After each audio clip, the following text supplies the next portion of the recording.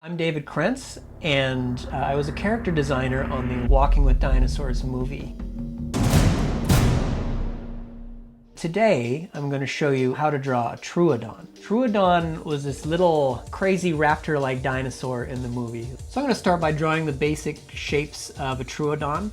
They have a very long head, extremely large eyes, oval body, a long, relatively stiff tail, and a long S-curved neck, and like most fast-running dinosaurs, a pretty wide pelvis. Long, skinny legs.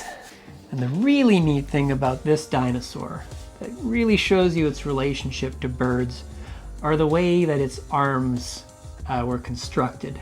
Its wrist could fold back onto itself. If you're eating a chicken wing right now, take a good look at it. That's pretty much a Troodon hand right there. And they had 3 claws, just like your chicken wing does. The really cool thing about Troodon is it most likely had feathers. Lots of relatives that were found with feather impressions all the way around. And these weren't little feathers, they were quite large feathers. Sometimes on the bone itself there are little indications of larger quills that would attach to the edge of the arms. These weren't flight feathers. Flight feathers are generally asymmetrical, that is the vein of the feathers near the front. These feathers seem to just have the vein down the center. This is a almost life-size skull of a velociraptor. Troodon was a little more rounded, a little more tubular.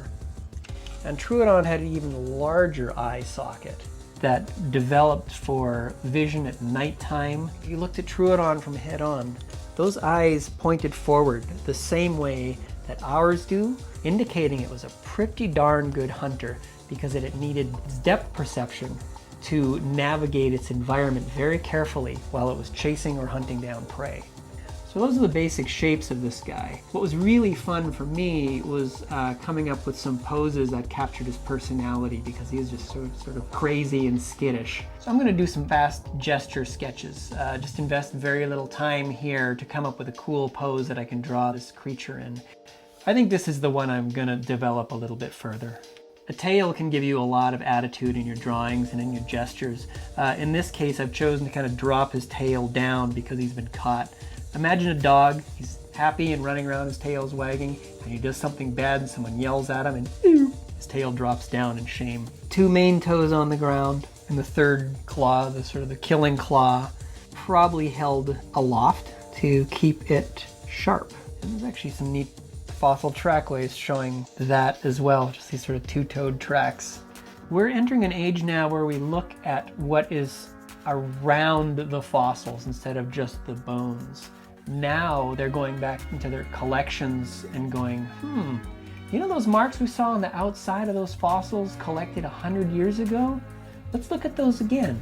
And they take a look and they go, oh my gosh, those are fully formed wings on this dinosaur that we've known forever. It's going to be a really exciting time in dinosaur science in the next 10 years. So I'm pretty happy with this drawing. So that's our Troodon.